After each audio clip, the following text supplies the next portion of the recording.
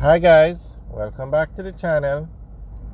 Okay, today we're looking at the construction of the Southern Coastal Highway.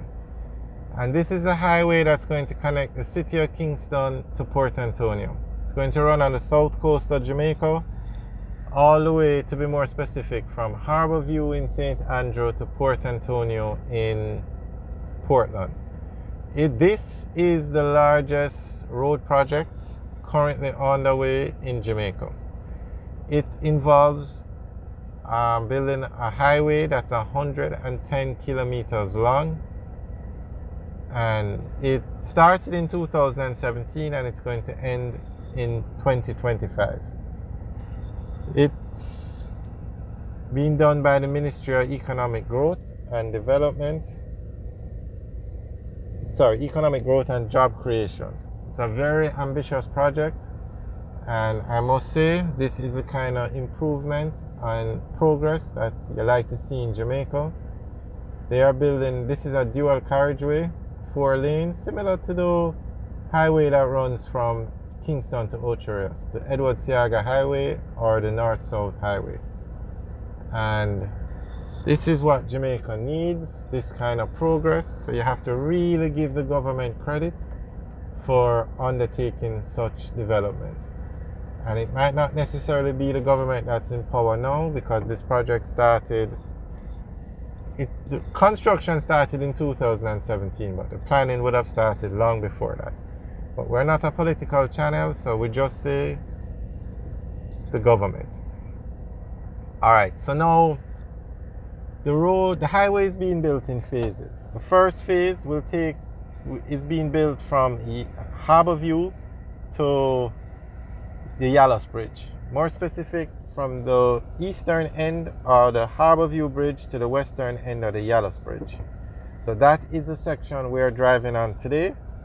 Now straight ahead, where you see that white car passing, that's the existing road. So from the Harbour View Bridge up to this point, which is 11 miles in Bull Bay, the highway will be 4 lanes running over the existing road. So the path of the highway will be the existing road, but at this point, at 11 miles in Bull Bay, the highway will not run along the existing road. It will now run over this road that we just drove down, and it will run along that new road all the way back to Grants Pen in St. Thomas, where it then runs along the roadway that's there until it gets to the Yallus Bridge. And that's because there is just no space to build a new road from Harbour View to Yallus, because you have the Caribbean Sea on one side and then you have homes on the other side. So this was the best path to use, and then where possible they built, like this section in Bull Bay, they used an entire new road because it was easier and the space was available. So there's a lot of construction going on, so we're not going to go very far, but this is where you access the new road that runs from 11 miles in Bull Bay back to the Sun Coast Adventure Park and then to Grants Pen.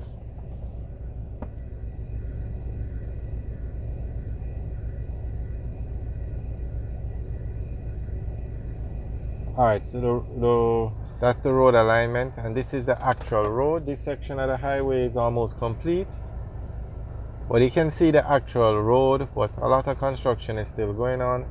There's another section that's actually complete and cars can drive on it. We have videos up of that section of the highway. Very nice highway, I must say.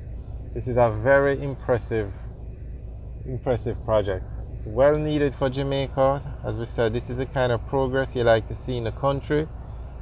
And the North Coast Highway has done so much for that part of the island in terms of infrastructure, and because of the Highway 2000 that runs from Kingston to Ocho Rios, you have places like Draxhall right on the outskirts of where the highway ends. That's the fastest growing community in Jamaica now, and it wouldn't have happened if it wasn't for that highway. Now, St. Thomas has had so much development, or a lot of development has started in St. Thomas because of this highway.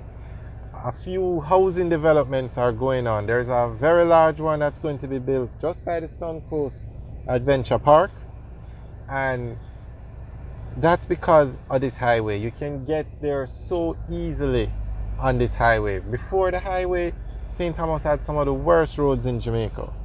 But because of this highway, you can get there in no time. You can access the city of Kingston. You have access to the Norman Manley International Airport, which is just on the outskirts of Harborview. So you have a lot of development going on over here, and it's all because of this highway. So you have to give credit to the government. It's not easy to build these highways. It's not cheap. Just the process alone of getting the investment, getting the contract. Well, the contractor part is easy now because all these roads go to China Harbour Engineering Company. But before China Harbour came in, there was a long process you had to go through for bidding. You had to do all sorts of things. But now it's much easier because China Harbour Engineering Company is the premier contractor for these roads. And this highway, I can actually tell you, the government decided they were going to use China Harbour Engineering Company for some sections, but you're going to use China Harbour Engineering Company, local contractors for some sections. And that did not go well. We have videos up of the problems that arose from that model. So the main contractor is China Harbour Engineering Company. They are in charge of the entire 110 kilometers of the highway. But in certain sections now, China Harbour Engineering Company subcontracted out the work to local contractors, and that turned into a nightmare. That section of the road is delayed. If you hear on the news about persons complaining about the state of the road and the dust and you can't drive on the road, it's like a riverbed. Unfortunately, that is the section that the subcontractors are working on. So the government met with the subcontractors to try to find out what is going on. They met with China Harbour Engineering Company because at the end of the day, China Harbour Engineering Company is responsible for the entire project. But nonetheless, the work continues, and we have other videos up of the problems with the subcontractors from both ends, because the subcontractors are giving reasons for the delays, blaming the NWA, blaming China Harbour Engineering Company, blaming the acquisition of land. China Harbour Engineering Company is putting their side forward. The government met with everybody and is to make decisions as to the way forward. So you can watch those videos on the channel. Very interesting. Alright, we are going to continue, but we're not going to drive. Or actually, can we? Let's see if we can. Alright guys, thanks for watching. Remember to like, share and subscribe. Have a good day.